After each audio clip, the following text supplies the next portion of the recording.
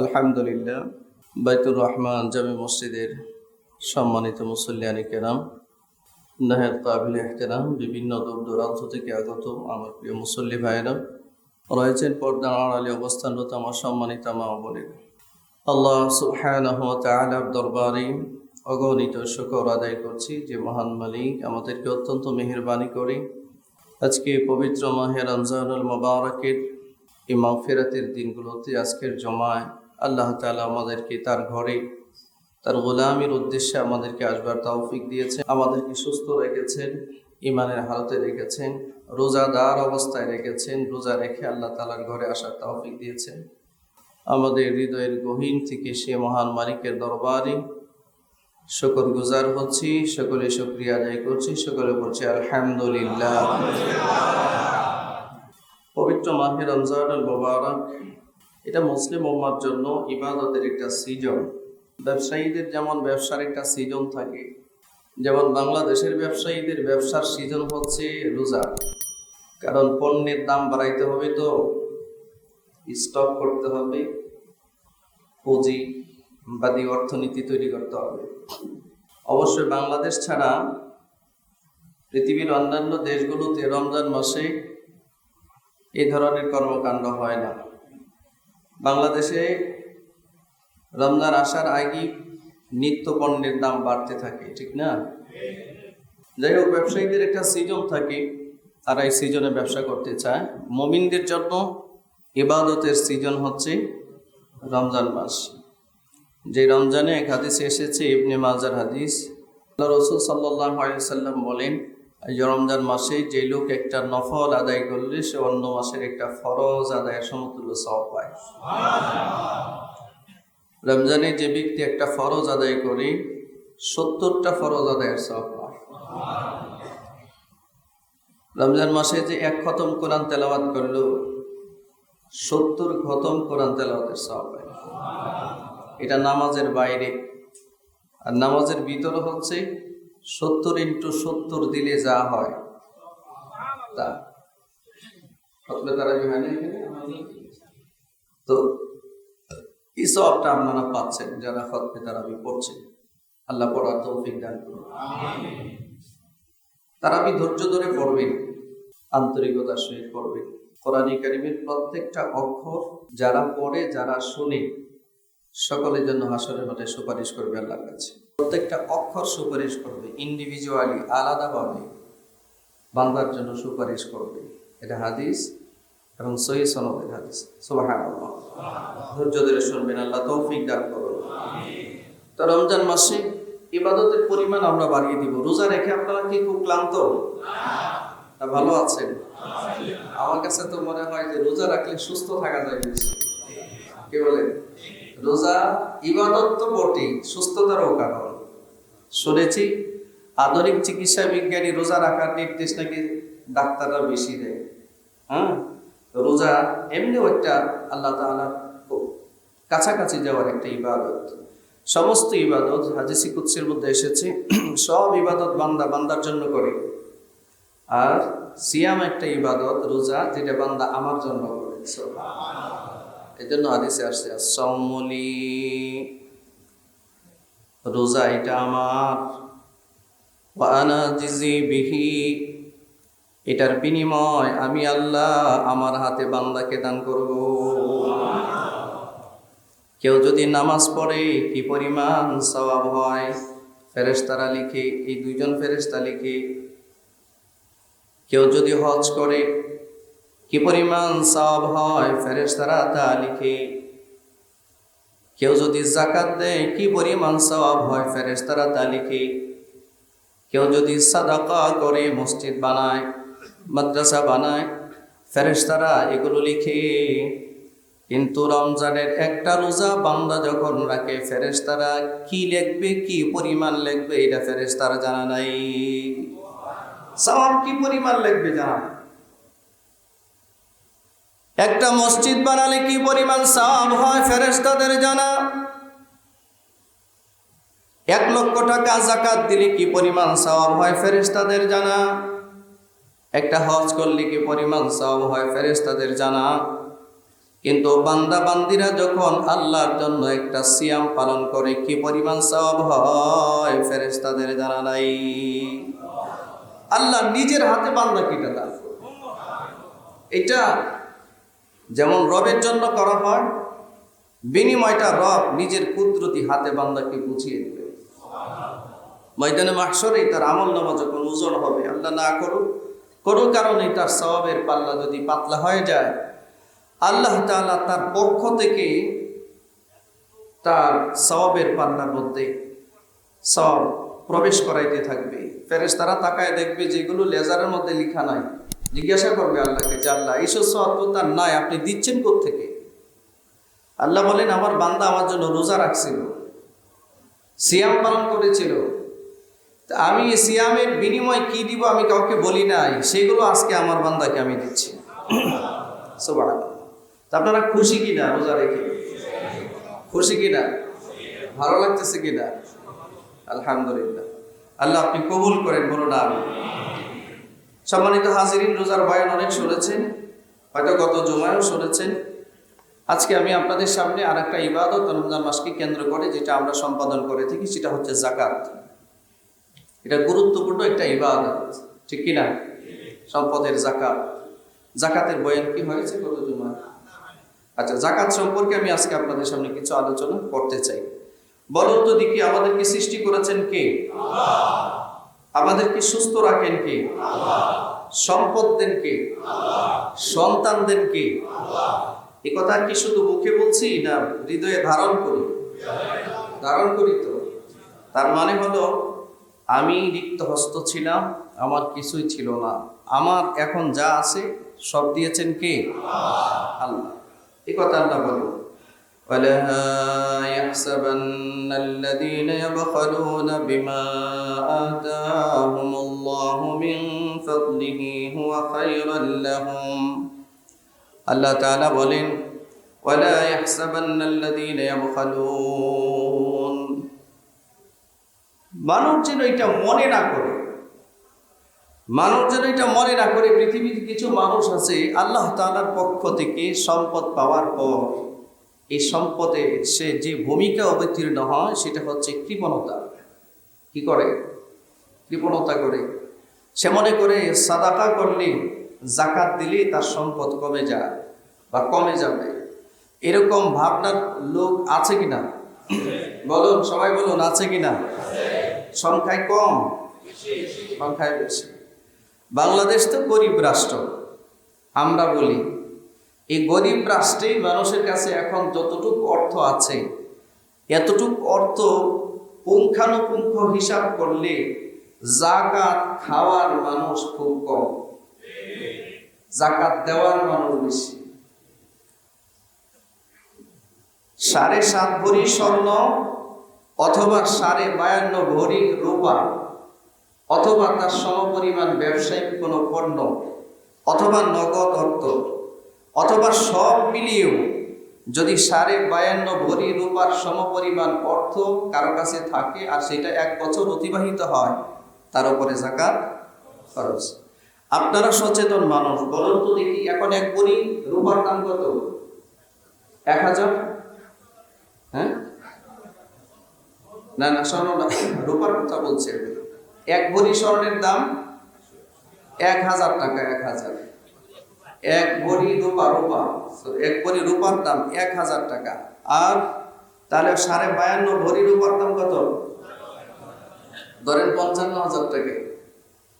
এই 55,000 টাকা অর্থ, নগদ অর্থ অথবা কিছু স্বর্ণ, কিছু রূপা বা কিছু ব্যবসায়িক পণ্য সব মিলিয়ে যদি কারো কাছে থাকে, এই লোকটার যাকাত প্রদান করতে হবে, তার যাকাত দেওয়া লাগবে। এখন আপনারা বলেন, আমরা যারা এখানে আছি ছাত্র ছাড়া এখানে যাকাত খাওয়ার যোগ্য কে আছে? আছে? যাকাত দেওয়ার যোগ্য কিনা? যাকাত দেওয়ার যোগ্য কিনা আমরা? এখন অনেকে বলবে যে হুজুর আমি শিল্পপতি, কিন্তু আমার তো 100 কোটি টাকা ঋণ আছে। ঋণ, এদেশের মানুষ বড় চালাক, ঋণের হিসাবটা আগে আনে, তার সঞ্চিত অর্থের হিসাব আগে আনে না। অথবা কিছু মানুষ আছে যখন দেখবে যে তার 100 কোটি টাকার যাকাত দিতে হবে, সে রমজানের আগে আগে বা জাকাত দেওয়ার টাইমের আগে আগে এটা দিয়ে জায়গা কিনে, ফ্ল্যাট কিনে, টাকাটা খাটায় জাকাত যেন না দিতে হয়। এমন লোকও আছে এই সমাজ। খুব চালাক, সে খুব চালাক, মনে করে নিজেকে। আসলে মানুষ কখনো চালাক হয় না, মানুষ কখনো চালাক হতে পারে না। পৃথিবীতে যে যত বেশি চালাকি করেছে তত বেশি সমস্যায় পড়েছে, ঠিক কিনা? আর আল্লাহ তাআলার সাথে চালাকি করার কোনো সুযোগই নেই কোনো মানুষের। সম্মানিত ভাইরা, তারপরে কিছু কৃপণ মানুষ আছে সমাজে, যে মানুষগুলো সম্পদের জাকাত আদায় করতে রাজি না, জাকাত দিতে চায় না। আর জাকাত দিলেও সে এমনভাবে লামসাম একটা হিসাব করে এটাকে জাকাত দেওয়া বলে না। একটা লোকের জাকাত আসছে 10 লাখ টাকা, সে কি করে 1 লাখ 2 লাখ টাকার শাড়ি টাড়ি কিনে, লুঙ্গি টুঙ্গি কিনে। এখন তো আবার বাজারে জাকাতের লুঙ্গি পাওয়া যায়, নাম দিয়েছে জাকাতের কাপড় পাওয়া যায়। আচ্ছা, জাকাতের আলাদা কোনো কাপড় আছে? যে ব্যবসায়ী জাকাতের কাপড় পাওয়া যায় লিখে, লিফলেট লেখে, এর উপরে লানত আল্লাহ। আর যেই লোক এরকম জাকাতের কাপড় লেখা দেখতে জাকাতের কাপড় কিনতে যায়, এই লোকটার উপরেও লানত।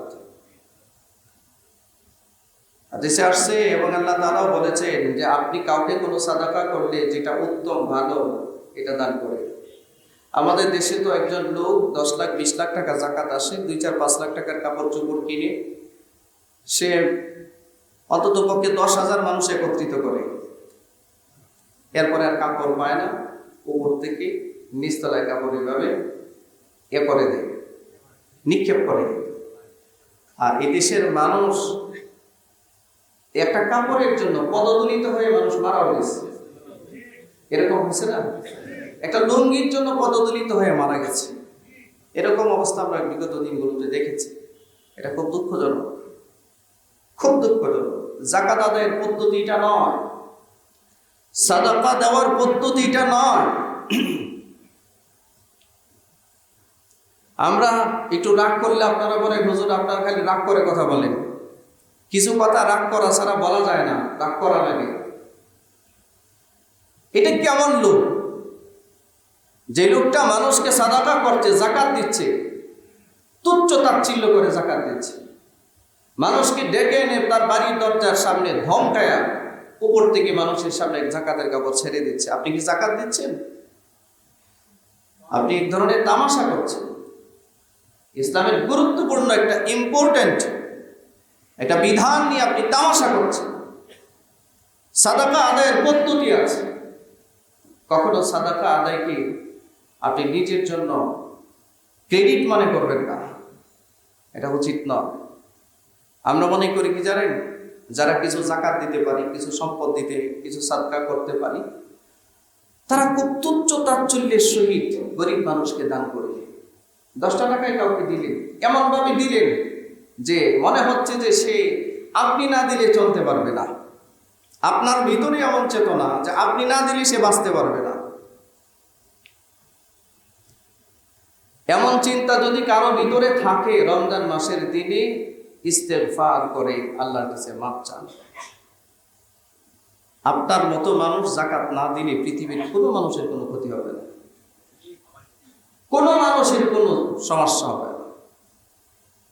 আপনি যাকে জাকাত দিচ্ছেন আপনি মনে করবেন না আপনি তার উপরে অনুগ্রহ করছেন, দয়া করছেন, বরঞ্চ এটা মনে করেন যে ব্যক্তি আপনার জাকাত গ্রহণ করছে, এই লোকটা জাকাত গ্রহণ করে আপনার উপরে দয়া করেছে, আপনার উপরে ইহসান করেছে, দয়া করেছে। আপনি এখনো পর্যন্ত জাকাত দেওয়ার মানুষ খুঁজে পান, একটা সময় তো এমন আসবে জাকাত দেওয়ার মানুষ খুঁজে পাওয়া যাবে। রাসূলুল্লাহ সাল্লাল্লাহু আলাইহি ওয়াসাল্লাম এক হাদিসে বলেন, قال حارث بن وهب قال سمعت النبي صلى الله عليه وسلم। হারিস ইবনে ওয়াহাব রাদিয়াল্লাহু তাআলা আনহু তিনি বর্ণনা করেন যে আমি রাসূলুল্লাহ সাল্লাল্লাহু আলাইহি ওয়াসাল্লাম থেকে শুনেছি, তিনি বলেছেন, ইয়াকুলু তাসাদ্দাকু ফাইকুম জাবান ইয়ামশির রাজুল বিসাদাকাতিহি। এমন একটা সময় আসবে, এই আসার আগে তোমরা সাদাকা করতে থাকো, যখন মানুষ তার সাদাকা, তার যাকাতের টাকা নিয়ে ঘুরতে থাকবে, ঘুরতে থাকবে সাদাকা আদায় করার জন্য। ফালা ইয়াজিদু মান ইয়াকবালুহা, কিন্তু তার জাকাতের টাকা গ্রহণ করার কোনো লোক সে খুঁজে পাবে না। জাকাতের টাকা গ্রহণ করার কোনো লোক সে খুঁজে পাবে না। আল্লাহ রসুল বলেন, ইয়াকুলুর রাজুল, জাকাত দাতা হাঁটতে খুঁজতে থাকবে আর বলবে, একটা লোককে পাইলে পরে যদি জাকাত দিতে যায়, গতকালকে লোকটা গরিব ছিল, সে আজকে যাবে জাকাতের টাকা নিয়ে তার দরজার সামনে, সে বলবে, ইয়াকুলুর রাজুল লাউ জিতা বিহা বিল আমসি লা তুকবালুহা, আপনি আজকে আমার কাছে জাকাতের টাকা নিয়ে আসছেন, গতকালকে যদি আসতেন তাহলে নিতে পারতাম, আজকে তো আমি নিজেই জাকাত দেওয়ার যোগ্য। সুবহানাল্লাহ। এই জামানা এসে গেছে, লক্ষ্য করে দেখেন। ফাআম্মাল ইয়াওমা ফালা হাজাতানি বিহা, তিনি বলবেন, আজকে আপনার সম্পদের জাকাত আমার প্রয়োজন নাই, প্রয়োজনে আপনি আমার থেকে নিতে পারেন। এমন একটা সময় আসবে। সুতরাং এখনো পর্যন্ত যে আপনি জাকাত দেওয়ার মতো খাত আছে আপনার সামনে, আপনি জাকাত দিতে পারছেন, মানুষকে জাকাত দেওয়ার মতো খাত তৈরি হয়েছে, দান সাদাকা করার মতো এখনো খাত আছে, এটা মনে করবেন এই সুযোগটা আল্লাহ আপনাকে দিয়েছেন। জাকাত গ্রহীতা জাকাত দাতার উপরে জাকাত গ্রহণ করে দয়া করেছি। আপনাদেরকে কথাটা বোঝাতে পেরেছি? জাকাত দাতা দয়া করে না জাকাত গ্রহীতা দয়া করে? কথা বলুন, সকলে বলুন। জাকাত দাতায় দয়া করে না জাকাত গ্রহীতা দয়া করে? যে দয়া করে তার প্রতি তাচ্ছিল্য করছেন কেন আপনি? কয় টাকার মালিক আপনি? কি হয়েছেন আপনি? আপনি কারণকে চিনেন না, কারণের কথা শোনেন নাই, সাদ্দাদের কথা শোনেন না, এটা ধ্বংস হয়ে গেছে। সম্মানিত ভাইরা, অনুরোধ করব, জাকাত যখন আদায় করবেন লামসাম হিসাব করবেন না, তামাশার হিসাব করবেন না, তামাশার পদ্ধতি গ্রহণ করবেন না। সুস্পষ্টভাবে একজন বিজ্ঞ মুফতি সাহেবের আন্ডারে টোটাল সম্পদের ডিটেলস বিবরণ দিয়ে ডিসক্রিপশনটা পেশ করে, সম্পূর্ণ বিবরণ দিয়ে সম্পদে যা টোটাল জাকাত আসে, যদি 10 টাকাও জাকাত কম দেন, 10 লাখ টাকা থেকে আপনার জাকাত বরবাদ হবে। পূর্ণ জাকাত দিতে হবে। একটা লোক মনে করেন নামাজে দাঁড়ালো, নামাজে সমস্ত আহকাম পালন করলো, কিন্তু লোকটা সূরা ফাতিহার পরে কেরাত করলো না, বাকি রুকু সিজদা তাসবিহ তাহলিল যা আছে সব করলো, হবে তো নামাজ? হবে? সবই করলো, কিন্তু শেষে গিয়ে একটা লোক সালাম ফিরালো না, উঠে গেল, হবে নামাজ? তার মানে কি? নামাজ কমপ্লিট করতে হলে একদম শুরু থেকে শেষ পর্যন্ত একেবারে বাহক নামাজ আদায় করার যেখানে যে বিধান আছে, এই বিধান পূর্ণভাবে আদায় করলে, কমপ্লিট করলে নামাজ আদায় হয়। নামাজ তো মানুষের দৈহিক ইবাদত, আর জাকাত হচ্ছে মানুষের আর্থিক ইবাদত, এটা মালি ইবাদত। এই ইবাদতে কোনো মানুষ 10 লাখ 20 লাখ 50 লাখ টাকা জাকাত আসছে, লামসাম এড়ে দেয় 10 টাকা 20 টাকা 5,000 10,000 20,000 50,000 দিয়ে, সে মনে করে আমি তো অনেক দিয়ে দিয়েছি, কোনো হিসাব নাই, একরের কোনো জাকাতের হিসাব তার কাছে নাই। সম্মানিত উপস্থিতি, অনুরোধ করব, জাকাতের হিসাবটা সিনসিয়ার। জাকাত দেওয়ার ক্ষেত্রে দাতা কখনোই গ্রহীতার উপরে অনুগ্রহ করে না, বরঞ্চ গ্রহীতা দাতার উপরে অনুগ্রহ করে। সুতরাং আপনি যখন জাকাত আদায় করবেন, যাকেই দিচ্ছেন, যেখানেই দিচ্ছেন, খুব সম্মানের সহিত, আপনি যদি কাপড় চোপড়ও দেন, এটা এভাবে নিক্ষেপ করে নয়। একজন জাকাত দাতার কাজ হচ্ছে সম্মানের সহিত জাকাত গ্রহীতার কাছে যাওয়া, সম্মানের সহিত তার কাছে সাদাকাটা পৌঁছে দেওয়া, এটা তার দায়িত্ব। সাবধান আমরা যেন এই ধরনের কাজ না করি। আর তামাশাযুক্ত লামসাম কোনো হিসাব করবেন না, জাকাতে পিওর হিসাব করে 100% হিসাব করবেন ইনশাআল্লাহ। মনে থাকবে তো? লামসাম হিসাব করেন না কিন্তু। আপনারা আবার কোনো হুজুরকে মনে করেন না যে হুজুর আবার দুদকের কোনো লোক কিনা, দুদকের কাছে আবার সবকিছু বললে আবার দুদকের মামলায় করা লাগবে কিনা, হুজুরে আবার এরকম ঝামেলা মনে করেন। বরঞ্চ আপনার টোটাল ডিটেলস সম্পদের বিবরণটা খুলে বইলেন, আটকায় রেখেন না। আর যদি বলতে না চান, আপনি যদি সম্পদের জাকাতের হিসাব বুঝেন তাহলে ভালো, আর যদি একান্তই না বুঝেন তো একজন মুফতি সাহেবের দ্বারস্থ হতে হবে আপনার, নাকি ওনার কাছে যেতে হবে, সম্পদের বিবরণ দিতে হবে, আপনার জাকাতের হিস্সাটা বের করতে হবে। আল্লাহ তৌফিক দান করুন। তো যারা জাকাত দেন না, যে সমস্ত মানুষ জাকাত দেয় না, তাদের ব্যাপারে আল্লাহ বলেন, যারা মনে করে যে আমি দিলাম সম্পদ, সম্পদ দিল কে? আল্লাহ তাআলা বলেন, ওয়ালা ইয়াহসাবান্নাল্লাযীনা ইয়াবখালুনা বিমা আতাহুমুল্লাহু মিন ফাদলিহি হুয়া খায়রান লাহুম। আল্লাহ তাআলা বলেন, ওই মানুষগুলো যেন এটা মনে না করে আমি আল্লাহ নিজ অনুগ্রহে তাকে যা দান করলাম। সম্পদ কার অনুগ্রহে আসে? বলেন, সম্পদ কার অনুগ্রহে আসে? আল্লাহ বলছেন, বিমা আতাহুমুল্লাহু মিন ফাদলি, আমি দয়া করে, অনুগ্রহ করে, ইহসান করে আমি যাকে সম্পদ দিলাম, এই মানুষটা যেন মনে না করে যে জাকাত না দিয়ে সে খুব ভালো কাজ করেছে, এটা যেন মনে না করে। সম্পদের সাদাকা আদায় না করে সে খুব ভালো কাজ করেছে, এটা যেন সে মনে না করে। বরঞ্চ আল্লাহ তাআলা বলেন, বাল হুয়া শাররুল লাহুম, আল্লাহর পক্ষ থেকে সম্পদ প্রাপ্ত হওয়ার পর যেই লোক সম্পদের যাকাত আদায় করে নাই, ভালো কাজ তো করেই নাই, বরঞ্চ সে অত্যন্ত মন্দ কাজ করলো, খুব খারাপ কাজ করেছে, নিজের ক্ষতি করেছে। এক হাদিসের মধ্যে আল্লাহর নবী বলেন, যেই লোকটা আল্লাহর পক্ষ থেকে সম্পদ প্রাপ্ত হয়, এই লোকটার সম্পদের যাকাত যদি আদায় না করে, যাকাতের অনাদায়ী যেই সম্পদটা যার মূল টাকার সাথে মিশে যায়, এই সম্পদ অবশ্যই অবশ্যই আল্লাহ ধ্বংস করে দেয়। সম্পদ রাখে না, এটা ধ্বংস হয়। ধরেন আপনার সম্পদে 10 লাখ টাকা যাকাত এসেছে, মূল টাকা থেকে 10 লাখ টাকা বের করে আপনার যাকাত দিয়ে দিতে হবে। এই 10 লাখ টাকা থেকে 10টা টাকাও যদি থেকে যায় আর আপনার মূল ব্যালেন্সের সাথে এটা অ্যাডজাস্ট হয়ে যায়, আপনার মূল ব্যালেন্স ধ্বংস হয়ে যাবে, অচিরেই ধ্বংস হবে। আপনার ওই মূল ব্যালেন্স থেকে আপনি কোনো উপকার লাভ করতে পারবেন না। আপনার চোখের সামনে দেখবেন আপনি 1000 কোটি টাকার মালিক, বাকি এই টাকা দিয়ে মানুষ যে উপকার পায়, এই উপকার আপনি পাবেন না।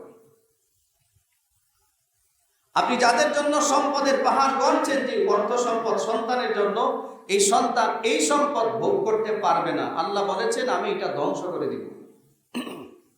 কারণ সম্পদ আমি দেই, আমার দেওয়া বিধান যদি কেউ উপেক্ষা করে, এটাকে যদি প্রত্যাখ্যান করে, আমি রব এই সম্পদকে ধ্বংস করে দিই। এটা আল্লাহর এক মিষ্টি শব্দ। আল্লাহু আকবার বলুন। অতএব সম্পদের যাকাত প্রদানের ক্ষেত্রে কোনো ধরনের চলচাতুরির আশ্রয় না নেওয়ার জন্য অনুরোধ করছি আপনাদেরকে। শুধু আপনাদেরকে না, এই ভিডিওটা সারা দুনিয়ায় প্রচার হবে। সকল মালদারকে বলছি, সম্পদের যাকাত আদায়ের ক্ষেত্রে মেহেরবানি করে কোনো চলচাতুরির আশ্রয় নেবেন না।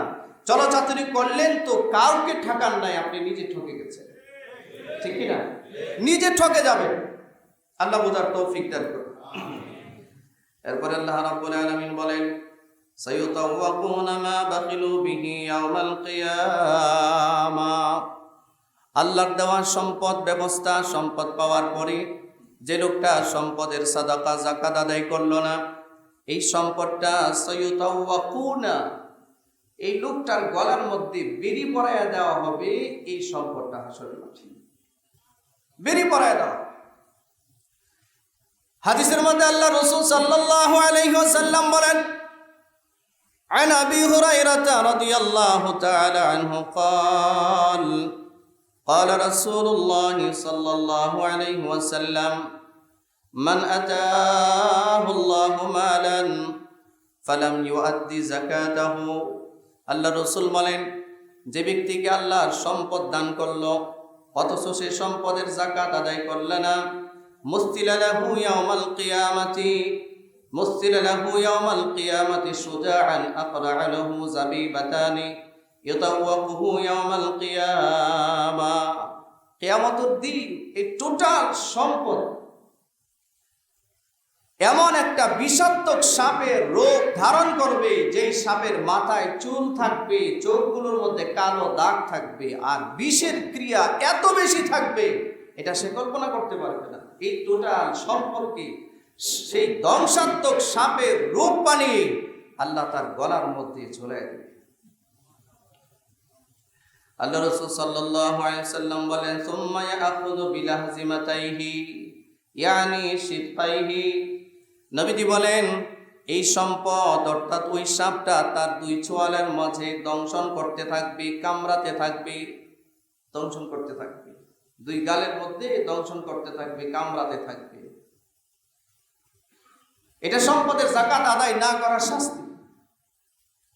আল্লাহ রাসূল সাল্লাল্লাহু আলাইহি ওয়াসাল্লাম বলেন, সে কামড়াবে আর বলবে, সুম্মা ইয়াকুলু আনা মালুকা আনা কানজুক, আমি তোমার সেই সম্পদ, আমি তোমার সেই সঞ্চিত স্বর্ণমুদ্রা যা তুমি সঞ্চয় করে রেখেছিলে, সম্পদকে সঞ্চয় করেছিলে কিন্তু যাকাত আদায় করো নাই, আল্লাহর দেওয়া বিধান তুমি পরিপূর্ণ পালন করে নাই, সেই সম্পদ বলতে থাকবে আনা মালুক আনা কানজুক, আমি তোমার সম্পদ, আমি তোমার মাল, আমি তোমার সঞ্চিত সম্পদ।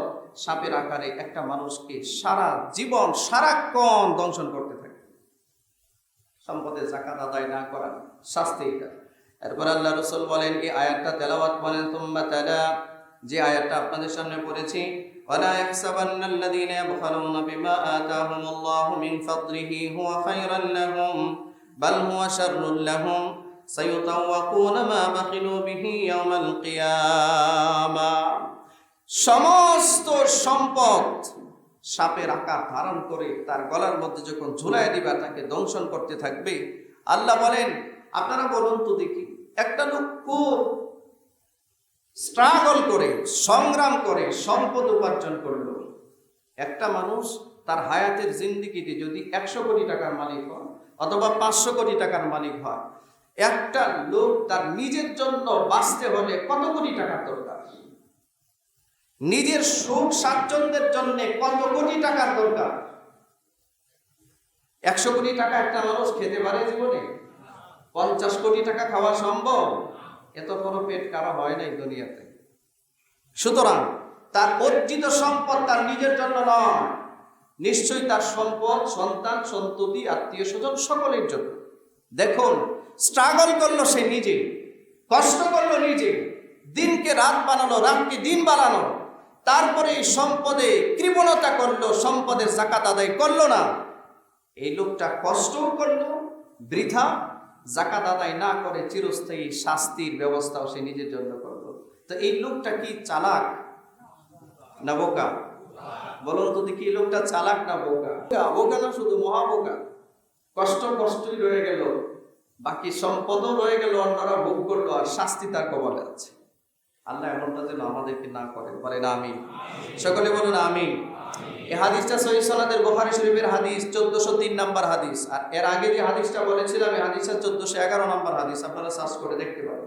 সম্মানিত ভাইয়েরা আমার, ইসলামিক অর্থনীতি, পৃথিবীতে বর্তমানে যে অর্থনীতি চালু আছে, এই অর্থনীতির মধ্যে গোটা পৃথিবীর মানুষ তো অশান্তির আগুনে জ্বলতেছে। গোটা বিশ্বের দিকে তাকিয়ে দেখুন, আপনার পুঁজিবাদী অর্থনীতি, ক্যাপিটালিজম ইকোনমি গোটা পৃথিবী অশান্তি করে দিয়েছে। এটা ইসলাম অ্যাকসেপ্টেবল করে না, অ্যাকসেপ্ট করে না এটা। পুঁজিবাদী অর্থনীতি যারা তৈরি করেছে, পুঁজিবাদী অর্থনীতির লক্ষ্য উদ্দেশ্য কি? তারপরে সোশ্যালিজম ইকোনমি, এটা এমন এক অর্থনীতি যে অর্থনীতির মধ্যে মানুষের মানবাধিকার থাকে না। আমেরিকার দিকে তাকান, ইউরোপিয়ানদের দিকে তাকান, এদের যে অর্থনৈতিক ব্যবস্থা, এটা সম্পূর্ণ সুষ্ঠু কোনো অর্থনৈতিক ব্যবস্থা নয়। পুঁজিবাদী অর্থনীতির কোনো সুযোগ ইসলামের ভিতরে নেই। পুঁজিবাদী অর্থনীতির উদ্দেশ্য কি? কে খাইলো কে খাইলো না, কে না খেয়ে মারা গেল, হাহাকার করলো, এটা আমার দেখার বিষয় নয়। আমি সম্পদের মালিক হব, আমি আমার সম্পদ যেদিকে মন চায় সেদিকে খরচ করব। আমি বৈধ কাজে খরচ করি আর অবৈধ কাজে খরচ করি, হোটেলে খরচ করি, মদ পান করে খরচ করি, এটা কারো কিছু বলার নাই। এ হলো পুঁজিবাদী অর্থনীতির মূল থিম, যেটা ইসলাম সম্পূর্ণ হারাম করেছে। শুধু ইসলাম হারাম করে নাই, এই পুঁজিবাদী ক্যাপিটালিজম ইকোনমি গোটা মানব জাতির জন্য একটা ধ্বংসাত্মক ইকোনমি। এটা মানুষের কোনো উপকারে আসে, ব্যক্তির উপকারে আসে না। একটা মানুষ যখন 5,000 কোটি টাকার মালিক হয়ে লাগামহীন হয়ে যায়, এই সম্পদ দ্বারা তার নিজেরও কোনো উপকার হয় না। সম্মানিত ভাইরা, আর এক অর্থনীতি ব্যবস্থা পৃথিবীতে চালু আছে, এটার নাম হচ্ছে আপনার সোশ্যালিজম ইকোনমি, সমাজবাদী অর্থনীতি। এই অর্থনীতির মূল প্রতিপাদ্য বিষয় কি? সব মানুষ কষ্ট করবে, রাষ্ট্র তাদেরকে টাকা পয়সা দিবে, খাওয়া দাওয়ার ব্যবস্থা করবে। স্লোগান খুব ভালো। পৃথিবীতে একটা রাষ্ট্রে সব মানুষের শ্রম কি সমান হয়? পার্থক্য আছে কিনা? ক্লাসিফিকেশন আছে কিনা?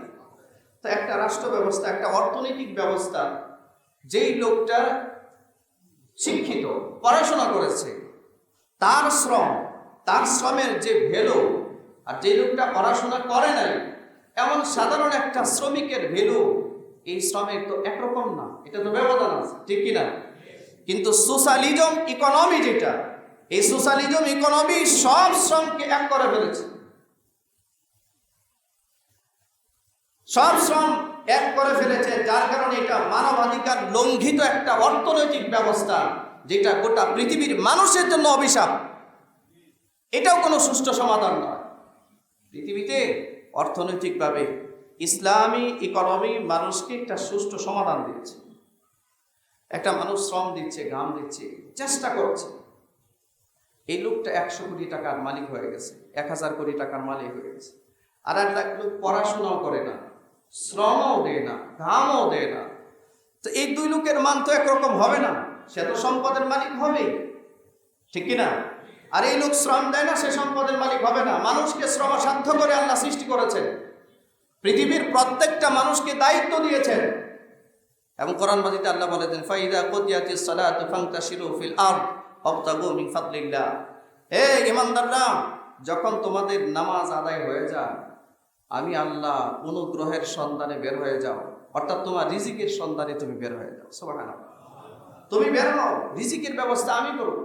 এখন কোনো মানুষ যদি মনে করে যে না, রিজিকের ফয়সালা তো আল্লাহই নিয়েছেন, আমি নামাজ পড়তে থাকবো মসজিদের কোনায় শুধু, আর রিজিক চলে আসবে, এটা হচ্ছে ভণ্ডামি ছাড়া আর কিছুই নয়। এটা পুরোটাই ভণ্ডামি, এটা ইবাদত নয়। আল্লাহ বলছেন, নামাজ পড়ার সাথে সাথে মসজিদ থেকে বের হও, আমার অনুগ্রহের সন্ধানে বের হয়ে যাও। তুমি চাকরি করো, শ্রম দাও, তুমি কষ্ট করো, তার বিনিময়ে আমি তোমাকে আমার অনুগ্রহ দান করবো। সুবহানাল্লাহ, আমি রিজিক দিব। ঘরের কোনায় বসে ইবাদত করবে না, রিজিক আল্লাহ পৌঁছায় দেবে, এগুলো ভুয়া কথা। এইসব কথা ভুয়া, আর এইসব কথা কোনো জ্ঞানী মানুষের কথা না। ইসলাম তো এটা বলেই না, কখনোই বলে। হ্যাঁ, নামাজ পড়লে আল্লাহ রিজিকের ব্যবস্থা করে, এটা এখানে বইছে না। সম্মানজনক রিজিকের ব্যবস্থা করে, তবে আপনার শ্রম দিতে হবে। আর এই শ্রমিকের বহুমূল্য, রাসূল বলেছেন যে শ্রম দেয়, এই শ্রমিকদের হাসর নসর হাসরের মাঠে আমার সাথে হবে, কারণ আমি শ্রম দিই। পৃথিবীর প্রত্যেকজন নবী নিজেরা শ্রম দিয়ে জীবিকা নির্বাহ করেছে, কারো উপরে নির্ভরশীল হয় না, নিজেকে শ্রম দিয়ে তারপরে জীবিকা নির্বাহ করেছে। সম্মানিত হাজির, এই বিষয়গুলো আমাদের একটু খেয়াল রাখতে হবে। আমরা ইসলামিক ইকোনমির মূল প্রতিপাদ্য বিষয় যেটা, মূল বিষয় যেটা, ইসলামিক অর্থনীতি গোটা পৃথিবীতে যদি চালু হইতো, তাহলে সামাজিক বৈষম্য এভাবে থাকতো না। একটা লোক সম্পদের মালিক, যাদের কাছে ইসলামিক অর্থনীতি নাই, এরা হাজার হাজার বিলিয়ন ট্রিলিয়নের মালিক, কিন্তু এর সম্পদ কোথায় সে দান করবে, কি করবে, এটা সঠিক কোনো নির্দেশনা নাই। কিন্তু আমাদের কাছে নির্দেশনা আছে কিনা? আপনি 100 কোটি টাকার মালিক হন, আপনার সম্পদ কোন কাজে ব্যয় করবে, নির্দেশনা আছে কিনা? আপনার সম্পদের কি পরিমাণ যাকাত আছে, এটা নির্দেশনা আছে কিনা? আপনার সম্পদে আপনার কি হক, আপনার ছেলে মেয়ের কি হক, বিবির কি হক, আত্মীয় স্বজনের কি হক, কার কোন অধিকার, আমাদের কি বর্ণনা করে দেওয়া হয়নি? বর্ণনা করে সুস্পষ্টভাবে দিয়ে দিয়েছে। সম্মানিত হাজির, অতএব ইসলামী অর্থনীতির মূল ভিত্তি যেটা, এটা হচ্ছে যাকাত ভিত্তিক অর্থনীতি। একটা সমাজে যাকাত ভিত্তিক অর্থনীতি যদি পরিচালিত হয়, বাংলাদেশ তো আমরা বলি গরিব রাষ্ট্র, এখানেও যদি যাকাত শতভাগ মানুষ আদায় করত, এখনোই যাকাত গ্রহণের লোক খুঁজে পাওয়া যেত না, খুব কম, ঠিক কিনা? খুব কম। আমাদের দেশে তো যে সমস্ত ব্যবসায়ী ফকির মিসকিনরা আছে, ব্যবসায়ী ফকির মিসকিনরা যারা আপনার যাকাতের টাকা নেই, খোঁজ দিয়ে দেখেন এরা নিজেরাও যাকাত দেওয়ার যোগ্য। ভালোভাবে একটু ইনভেস্টিগেশন করে দেখেন, যাদেরকে আপনি যাকাতের টাকা মিসকিন মনে করে দিচ্ছেন, ওরা নিজেরা, ওদের কাছে 55,000 টাকা না, লাখ লাখ টাকা আছে, লক্ষ লক্ষ টাকা আছে। সম্মানিত ভাইরা, অতএব আপনার জাকাতটা কোন খাতে দিবে এটা আগে জানবেন। 8টা খাত আছে জাকাতের দেওয়ার, এই খাতগুলো আগে জানবেন। আপনি জাকাতটা যেখানে দিচ্ছেন পারফেক্টলি জাকাত আদায় হচ্ছে কিনা এটা ইনশিওর হন। একদম ফকির সামনে চলে আসলে তো কিছু দিয়ে দিলে বাপসে জাকাত আদায় হয়ে গেছে, নো, এভাবে জাকাত আদায় হয় না। এভাবে জাকাত আদায় হয় না। জাকাতের পূর্ণ হিসাব করুন। আপনার মূল ক্যাপিটাল থেকে এই জাকাতের অর্থটাকে টোটাল আলাদা করে তারপরে জাকাত দেওয়ার যে মূল খাতগুলো আছে এই খাতগুলো আপনি খুঁজে বের করে সম্মানের সহিত সেখানে আপনি জাকাতের অর্থটা পৌঁছিয়ে দেবেন, সম্মানের সহিত। মনে থাকবে তো ইনশাআল্লাহ? খেয়াল থাকবে তো? জাকাত দিব তো আমি আমার জন্য দিব, আমার উপকার। আল্লাহ বলেন, শোনো, তোমরা যদি সম্পদের জাকাত না দাও আমার কোনো কিছু যায় আসে না, কারণ আমি সম্পদের জাকাত দিয়ে তো আমার কিছু করার নেই। আল্লাহ বলেন, ওয়ালিল্লাহি মিরাতুস সামাওয়াতি ওয়াল আরদ। এটা মনে রাখো, তোমরা যারা সম্পদের জাকাত দাও না, সাদাকা করো না, এটা মনে রাখবা আসমান আর জমিনের মূল সত্ত্বাধিকারী কিন্তু আমি আল্লাহ। ঠিক কিনা? আসমান জমিনের সত্ত্বাধিকারী কে? তো সেই আল্লাহ বলছেন জাকাত দিতে, না দিলে আল্লাহ ঠকে না, বরঞ্চ ঠকে যায় যে দেয় না সে। ঠিক কিনা? আল্লাহ তাআলা বলেন, আল্লাহু বিমা তা'মালুনা খাবীর।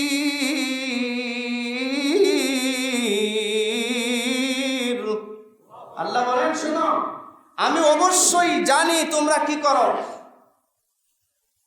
জাকাতের টাকা হিসাবে করার ক্ষেত্রে কারা চলচাতুরির আশ্রয় নাও এটা আমি জানি।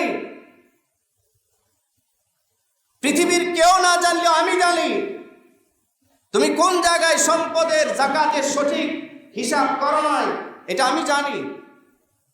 অতএব আল্লাহকে ঠকাবার কিছু নাই।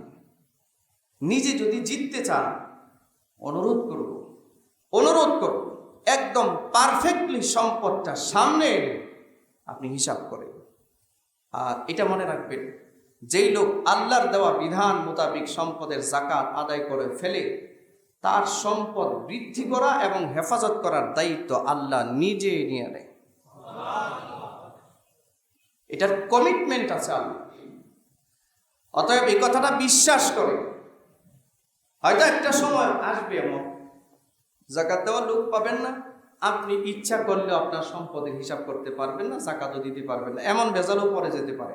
ঠিক কিনা? সব সম্পদ সবার জন্য উপকারে আসে না, সব সম্পদ সবার জন্য উপকারে আসে না। সম্পদের সুষম বন্টন শিক্ষা দিয়েছে ইসলামিক ইকোনমি। এর মধ্যে একটা বড় ব্যাপার হচ্ছে জাকাত ভিত্তিক অর্থনীতি। এটাকে উপেক্ষা করার সুযোগ নেই। একটা মানুষ নামাজ না পড়লে যেরকম ভাবে মুমিন বলা যায় না, তাকে জাকাত আদায় না করলে তাকে মুমিন বলা যায় না। হযরত আবু বকর রাদিয়াল্লাহু তাআলা আনহু যে জাকাত আদায় করে না তার বিরুদ্ধে যুদ্ধের জিহাদের ঘোষণা দিয়েছিলেন। আল্লাহি লা উকাতিলান্না মান ফাররাকা বাইনাস সালাতি ওয়াজ যাকাত। হযরত আবু বকর ওমরকে বলেছিলেন, হে ওমর, শোনো, জাকাত দেওয়ার ক্ষেত্রে যারা চলচাতুরির আশ্রয় নেবে আমি অবশ্যই তার সাথে জিহাদ করব, আমি তার সাথে যুদ্ধ করব। কারণ সালাত, নামাজ হচ্ছে মানুষের দৈহিক একটা ইবাদত, আর জাকাত হচ্ছে মানুষের আর্থিক একটা ইবাদত। এই ইবাদত নামাজ পরিত্যাগ করলে মানুষ যেমন মুমিন থাকে না, অর্থনৈতিক ইবাদতের ক্ষেত্রে জাকাত যদি কেউ পরিত্যাগ করে সেও মুমিন থাকে না। এই কারণে জাকাতের ইম্পর্টেন্স অনেক বেশি। জাকাত ভিত্তিক অর্থনীতি নিজের কাছে রাষ্ট্রীয়ভাবে দিতে হবে না, আমাদের দেশে এটা ইসলামিক ওইরকম কোনো সিস্টেম নাই। এটা আপনার যতটুকু সম্পদ আছে এই সম্পদটাকে আপনি জাকাত ভিত্তিক অর্থনীতি হিসাবে হিসাব করেন, দেখেন আপনার নিজের অভাব অনটন বুঝে যাবে, আপনার আশপাশে যে আত্মীয় স্বজন আছে তাদের অভাব অনটন বুঝে যাবে ইনশাআল্লাহ। জাকাত আদায়ের ক্ষেত্রে এই বিষয়গুলো খুব খেয়াল রাখবেন, মনে থাকবে তো ইনশাআল্লাহ। সম্মানিত ভাইরা, জাকাত দেওয়ার ক্ষেত্রে আগে নিজে নিয়ত করে যে আল্লাহ, আপনি আমাকে যে সম্পদ দিয়েছেন আমি সম্পদের সুষম বন্টন করে পূর্ণ জাকাত আদায় করতে চাই, আমাকে আপনি তৌফিক দান করেন। এই দোয়া করেন আগে আল্লাহর কাছে। মনকে মনস্থির করে স্থির করে সম্পদকে ডিটেলস সামনে আনে, এনে এবার হিসাব করে আমার 20 লাখ টাকা জাকাত চলে আসছে, 20 লাখ টাকা দিয়ে দিতে হবে, তা ফকির হয়ে যাবো তো। এই ধোকাটা দেয় শয়তান। এই ধোকাটা কে দেয়? আপনি 20 লাখ টাকা দিলে আপনি নিশ্চিত থাকেন আগামী বছর আগে এই 20 লাখের 40 লাখে আল্লাহ রূপান্তর করবে ইনশাআল্লাহ। ডাবল হবে, ডাবল। এত বরকত দিবেন আপনি কল্পনা করতে পারেন। আমি আজও পর্যন্ত শুনি নাই যে লোক পূর্ণ হিসাব করে সম্পদের সুষম বন্টন করে যাকাত আদায় করেছে, এই সুষম বন্টিত যাকাতের অর্থ কোনোদিন কমে গেছে আমার জানা নাই। বরঞ্চ আমরা যারা যাকাত দেওয়ার ক্ষেত্রে গড়িমসি করেছি, আল্লাহ আমাদের রিজিক বন্ধ করেছে। এটা খেতে পারি না, ওইটা খেতে পারি না, এইটা খাওয়াতে রেস্ট্রিকশন, ওইটা খাওয়াতে রেস্ট্রিকশন, এই খাবার আমার জন্য না, ওই খাবার আমার জন্য না। কেন? আপনি 5,000 কোটি টাকার মালিক, তো আপনি খেতে পারেন না কেন? সমস্যা কোথায় আপনার? সমস্যা আপনি নিজে তৈরি করেছেন। সমস্যা আপনি নিজে তৈরি। রাগ করতেছে? কষ্ট লাগতেছে? হ্যাঁ, কষ্ট নেন না। এই সম্পদে হবে কি আমি যদি ভোগ না করতে পারি? লাভটা কি? এই রেস্ট্রিকশন, এটা ওইটা খাওয়া যাবে না। আমরা তো হারাম কিছু খাচ্ছি না, ঠিক না? মুসলমানরা তো হারাম খায় না, তো আপনার খাবারে এত রেস্ট্রিকশন করো। যাকাত আদায় করুন, কোন খাবার আপনার ক্ষতি করতে পারবে না। আল্লাহ জিম্মাদারি নিয়ে যায়, জিম্মাদারি। আর না হয় যাকাত আদায় করবেন না, আপনার গাড়ির ড্রাইভার মুরগি পোলাও খাবে আর আপনি যাও খাবেন, অপেক্ষা করেন। আপনার বাড়ির দারোয়ান খাবে সবকিছু, আপনি শুধু তাকায় দেখবেন, আমি তো ডাইজেস্ট হয় না, খেতে পারি না। তো তুমি খাও, তুমি খাও। বিশাল অনুষ্ঠান আপনি গিয়েছেন, সব খাবার সামনে আছে, আপনি শুধু দেখছেন, শুধু দেখবে। সম্মানিত হাজির, অনুরোধ করুন, দেখুন আল্লাহ তাআলা ততক্ষণ পর্যন্ত মানুষের রিজিক সংকুচিত করে না যতক্ষণ পর্যন্ত মানুষ সীমা লঙ্ঘন না করে। এই জন্য এই বিষয়গুলো সকলে একটু খেয়াল রাখবেন ইনশাআল্লাহ। যাকাত দেওয়ার ক্ষেত্রে ব্যবসায়ী ফকির যারা আছে আমাদের সমাজে, ব্যবসায়ী ফকির, এদেরকে একটু চিহ্নিত করে আপনি যাকাতটা আদায় হচ্ছে কিনা, হ্যাঁ, আপনি একটু খেয়াল করবেন যাকাতটা দিচ্ছেন যে খাত ঠিক আছে কিনা। আমার কাছে সবচেয়ে বেটার মনে হয় যাকাত দেওয়ার ক্ষেত্রে আপনার নিজ আত্মীয় স্বজন আগে খুঁজবেন। নিজের আত্মীয় স্বজন, আপনি তো ঢাকায় আসছেন, আপনি তো এখন হাজার হাজার কোটি টাকার মালিক। আপনার গ্রাম এলাকায় আপনার রক্তের সম্পর্ক অনেক আত্মীয় স্বজন আছে, গরিব মিসকিন, যেটার খবরও আপনি এখনো নেন না, অথচ নেওয়া উচিত, ঠিক কিনা? আপনার সার্কেলের মধ্যে মিসকিন থাকতে পারে, এতিম থাকতে পারে, আপনি তার দায়িত্ব নেন। আপনার ভাই খুব গরিব, আপনার বোন খুব গরিব, আত্মীয় স্বজনের মধ্যে ফুফু খালা এরা খুব গরিব, খালাতো ভাইটা ফুফাতো ভাইটা একেবারেই মিসকিন। যদি আপনি এটা মনে করেন তাহলে যাকাতের আগে হকদার হচ্ছে তারা, তাদেরকে আগে সম্পদের যাকাতটা দেন। এক হচ্ছে সম্পদের যাকাত দিলে যাকাত আদায় হলো, 2 নাম্বার আত্মীয়তার সম্পর্কটা রক্ষা হইল, আপনি ডাবল সওয়াব পাবেন, ডাবল সওয়াব মানে থাকবে ইনশাআল্লাহ। 2 নাম্বার খাত আমার কাছে যেটা মনে হয় বর্তমানে বাংলাদেশে, এটা হচ্ছে, আমি ফকির মিসকিনদের এমন তথ্য আমার কাছে আছে, কিছু কিছু লোকজনে বলছে যে ফকিরের ঢাকায় বাড়িও আছে। আপনি যে যাকাত দিচ্ছেন, কারে দিচ্ছেন? একটু ইনভেস্টিগেশন করেন। এটা সাধারণ সদাকা না যে আপনি যাকে মন চায় তাকে দিয়ে দিলেন, এটা যাকাত। যাকাত যাকে মন চায় তাকে দেওয়া যায় না, নির্দিষ্ট করে দিয়েছেন আল্লাহ 8টা খাত নির্ধারণ করেছেন, অর্থাৎ আপনি যাকে মন চায় তাকে দিবেন না, এটা ইনভেস্টিগেশন করতে হবে, তারপর যাকাত দিতে হবে। আমি আরেকটা খাত যেটা দেখি বাংলাদেশ, সেটা হচ্ছে বাংলাদেশে অনেকগুলো মাদ্রাসা আছে যেখানে এতিমখানা আছে, গরিব মিসকিন ছাত্র আছে, যাদের মা নাই বাবাও নাই। সম্মানিত হাজিরিন, আমার এমন প্রতিষ্ঠানের খবরও জানা আছে, এই রমজান মাসে মাদ্রাসা বন্ধ হয়, অন্যান্য ছাত্ররা বাড়িতে চলে যায়, যে ছেলেটার মা বাবা নাই এই ছেলেটা বাড়িতে যাওয়ার চিন্তাও করতে পারে না, তখনও মাদ্রাসায় করে। আমার একটা মাদ্রাসা আছে, আমার কেশিয়ার ভাই গিয়েছিল, অনেকে গিয়েছিল মাহফিলে, দেখে আসছে আমার মাদ্রাসা এরকম ছেলেরা আছে যে রমজানের ছুটি দেওয়ার পরেও সে বাড়িতে যাওয়ার মতো তার কোনো সুযোগ নাই, সুবিধা নাই।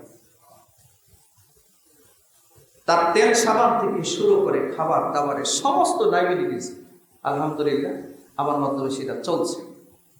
এরকম অনেক প্রতিষ্ঠান আপনার আশেপাশে খুঁজে একটু দেখে, আপনি নিজে যান, শুনে না কারো কাছ থেকে, শুনে না, আপনি একটু যান, আপনি দেখেন, খোঁজ নেন। খোঁজ নিয়ে এই প্রতিষ্ঠানগুলোর মধ্যে আপনার যাকাতের অর্থটা হিসাব করে দিতে পারেন যে এখানে এই কয়জন ছাত্র আছে, এই কয়টা ছাত্রের 1 বছরের দায়িত্ব আমি নিলাম, এই যাকাতের টাকা দিলাম, এটা দিয়ে 1 বছরের দায়িত্ব, 1 বছরের পড়াটা যেন তার হয়, অথবা এই ছেলেটা হেফজ সম্পন্ন করার আগ পর্যন্ত আমি তার দায়িত্ব নিলাম। আপনি প্রতি মাসে যাকাতের টাকাটা দিয়ে দিলেন, হিসাব করে রাখলেন, বছর শেষে আপনি এটা মিলিয়ে নিলেন, যাকাত আদায় হয়। এগুলো অরিজিনাল খাত। এই বিষয়গুলো একটু খেয়াল রাখবেন। এবং আপনাদের আশেপাশে আপনাদের আত্মীয় স্বজনের মধ্যেও যদি এরকম কেউ থাকে, আগে আপনি তার দায়িত্ব নেন, তারপরে মাদ্রাসাগুলোর দিকে একটু নজর করেন। আর এই খাতগুলো আগে দেখবেন, নিজের আত্মীয়তার ভিতরে। মনে থাকবে তো ইনশাআল্লাহ এই বিষয়টা। এটি বিস্কিন আগে হকদার। আল্লাহ তৌফিক দান করে, বলুন আমিন।